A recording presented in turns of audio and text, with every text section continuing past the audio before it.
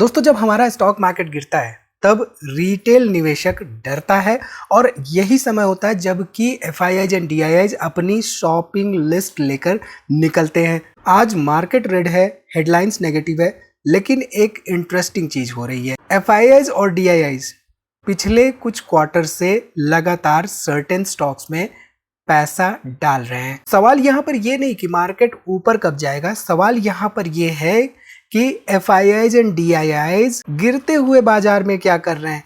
तो आज की इस वीडियो में हम 4 कंपनी के डिस्कशंस के साथ ही साथ ये देखेंगे कि यहाँ पर कंसिस्टेंटली एफआईआईज एंड डीआईआईज की एक्टिविटी क्यों दिख रही है।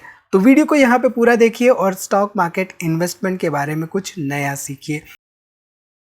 ध्यान रखिए, वीडियो सिर्फ एजुकेशन के पर्पज से, सो यहाँ पर रिकमेंडेशंस नहीं है।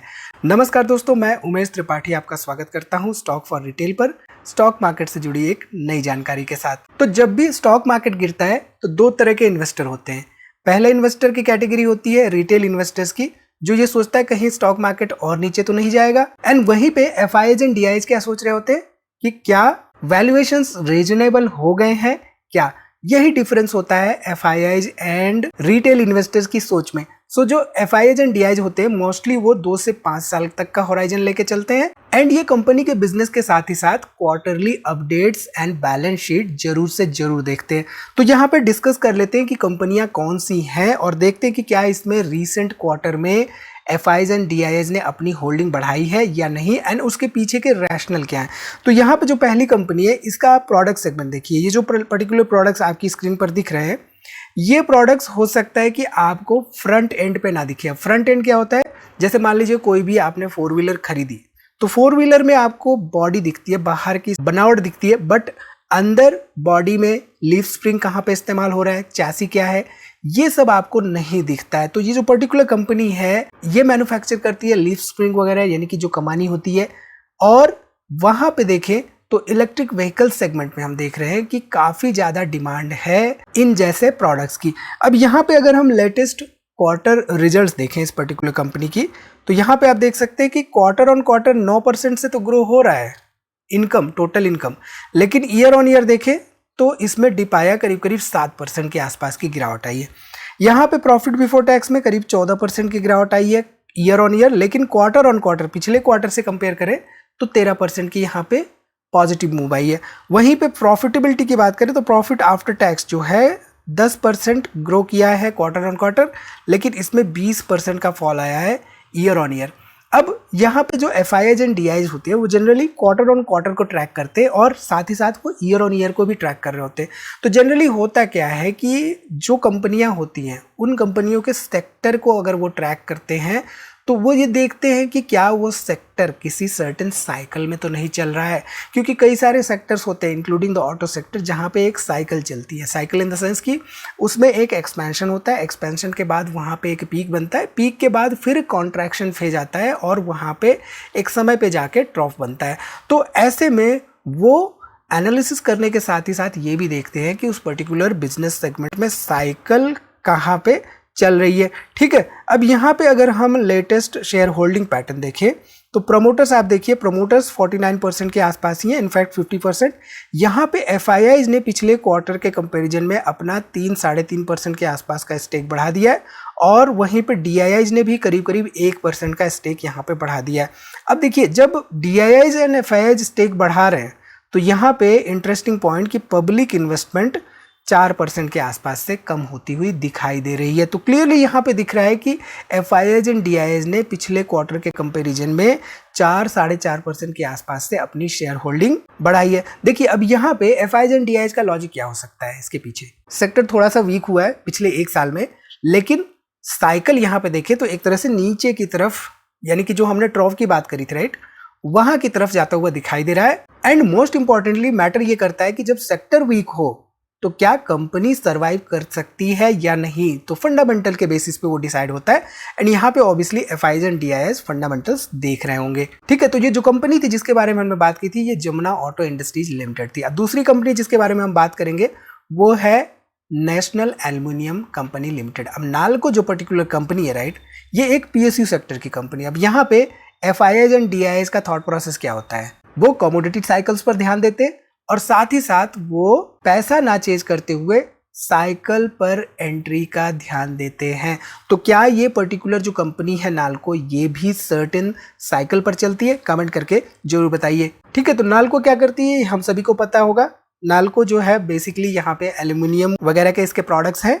साथ ही साथ इनके पास कैपिटल एक्सपेंडिचर प्लान के साथ ही साथ ऑर्डर पाइपलाइन भी देखने को मिल रही है। एंड यहाँ पे अगर हम देखें लेटेस्ट क्वार्टर पर ध्यान दें तो 51% के आसपास प्रोमोटर्स हैं, 19% या इनफैक्ट 20% हो चुके हैं, 16% से यहाँ पे करीब करीब 4% ग्रो हुए हैं एफआईआईज। एंड डीआईआईज वहीं पे देखें तो 3% के आसपास से यहाँ पे कम हुए हैं। तो ऑल इन ऑल देखें नेट यहाँ पे सम जो है 1-1.5% के आसपास से ही एफआईआईज एंड डीआईआईज ग्रो होते हुए दिखाई दिए पिछले क्वार्टर के कंपैरिजन में।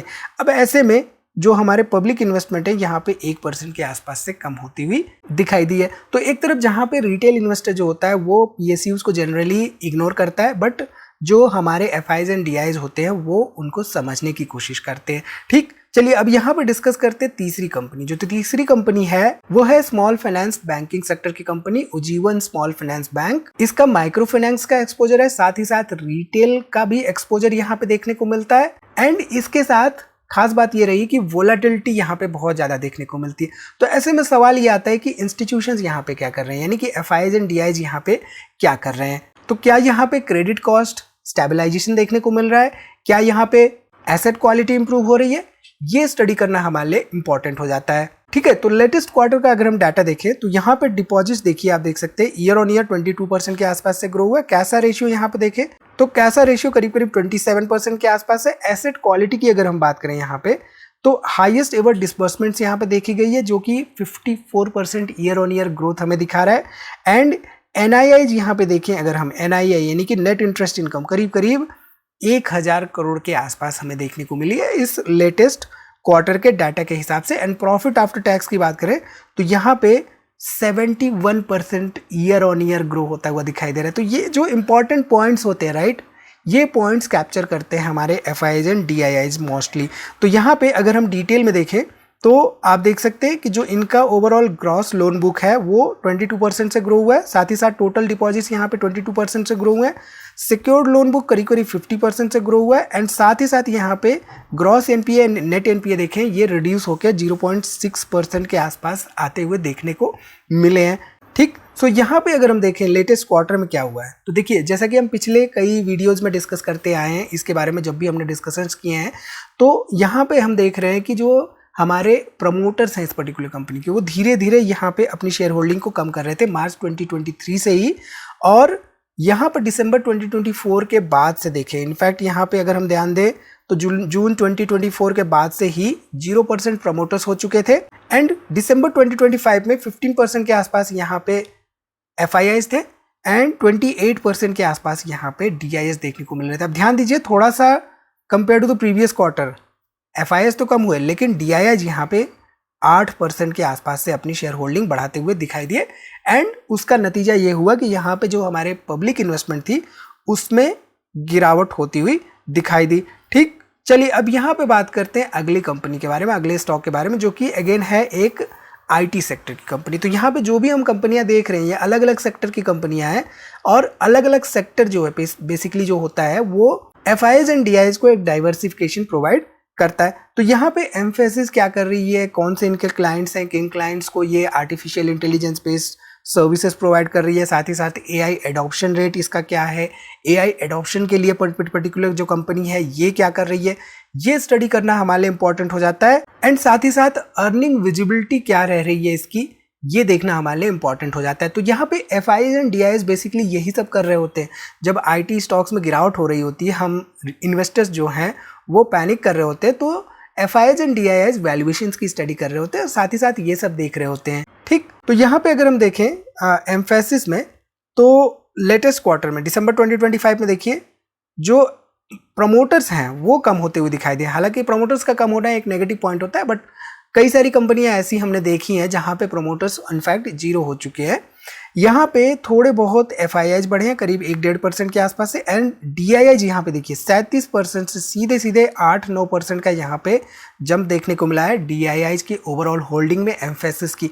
तो करीब करीब 9-9.5% के आसपास से यहाँ पे FIIs एंड DIIs बढ़े हैं, और यहाँ पे पब्लिक इन्वेस्टमेंट केवल 4-4.5% के आसपास ही देखने को मिल रही है। तो ऑल इन ऑल गिरते बाजार में कहानी नहीं, बैलेंस शीट एंड फंडामेंटल्स देखते हैं। अगर आप समझना चाहते हैं कि गिरते बाजार में इंस्टीट्यूशंस, FIIs एंड DIIs कैसे सोचते हैं, क्या उनकी सोच होती है, डाटा को इमोशन से कैसे अलग करें, तो वीडियो को जरूर से जरूर लाइक करिए, कोई भी सवाल हो तो कमेंट करिए, एंड सब्सक्राइब करना ना भूलिए। आप कौन सा स्टॉक ट्रैक कर रहे हैं उसको भी कमेंट करके जरूर बताइए। तो इस वीडियो में इतना ही दोस्तों, उम्मीद है यहाँ से आपको काफ़ी कुछ सीखने को मिला होगा। वीडियो को लाइक कर दीजिए, कोई भी सवाल हो तो कमेंट जरूर करिए, और साथ ही साथ दोस्तों में शेयर करना ना भूलिए।